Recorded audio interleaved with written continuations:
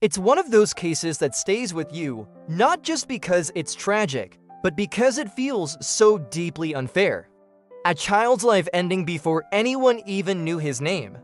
People call him the boy in the box. For decades, he was simply America's unknown child. The story begins in February of 1957. In Philadelphia, it was cold, that damp winter kind of cold. A man was out checking his muskrat traps near a wooded area, and there, in a discarded cardboard box, he found a boy. He was wrapped in a blanket, no toys, no personal belongings, nothing that could tell police who he was. Just a small boy around for 6 years old, with bruises and scars all over him. And from that moment, the mystery began. Police were called, and what they found was haunting. The boy was malnourished, his hair crudely cut, some of it even shaved in patches, almost like someone tried to disguise him. The box itself had once held a baby bassinet from JCPenney, and the blanket inside was a cheap flannel one. Nothing about it added up to a clear answer. For investigators, it was already frustrating. No missing child reports matched him. Nobody came forward to say, "That's my son." Imagine that for a second. This is a young child, and yet silence.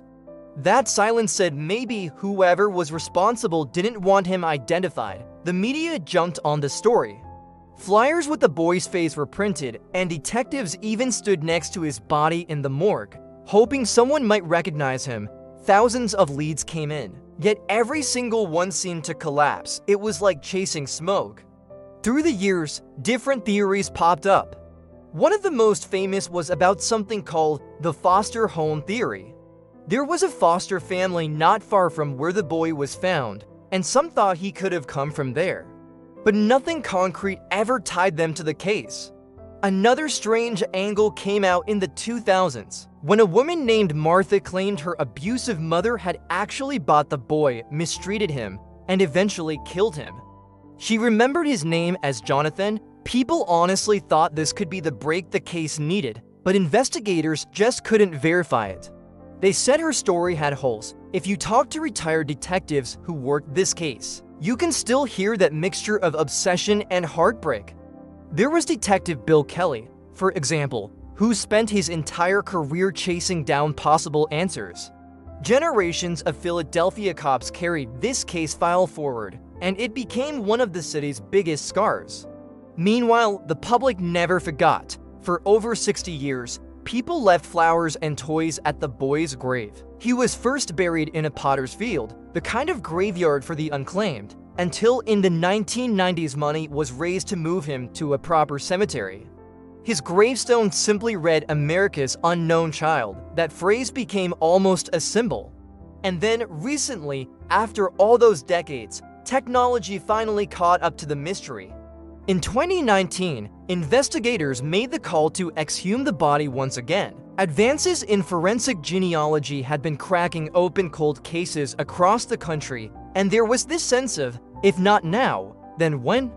They extracted usable DNA, traced family trees, and worked with genealogists. And in 2022, the announcement finally came. After 65 years, America's unknown child had a name. He was Joseph Augustus Zarelli. Born in 1953, he was just 4 years old when he was killed. He had sisters, half-siblings, a whole extended family. You hear that and you almost feel whiplash. How could someone be so hidden yet come from such an ordinary situation? Joseph's parents were identified, though authorities noted both were already deceased. It's clear his short life was filled with neglect and abuse. But his exact killer still hasn't been publicly named. The case isn't closed, not officially. Now it's shifted from who is he to who did this to him and why. When detectives held that press conference in 2022 announcing his name, there was this heavy, emotional pause. They said every victim deserves their name. Now America's unknown child has been returned his. It wasn't just about closing a cold case, it was about restoring dignity to someone who had been reduced to nothing more than a headline and a mystery. What really gets me is the way his story reflects both neglect and compassion. Neglect because a little boy could be discarded in a box and then go nameless for 65 years. Compassion because strangers who never knew him gave him flowers, raised money for his headstone, and refused to let him disappear completely. Think about it, in those decades, thousands of people tried to solve his case.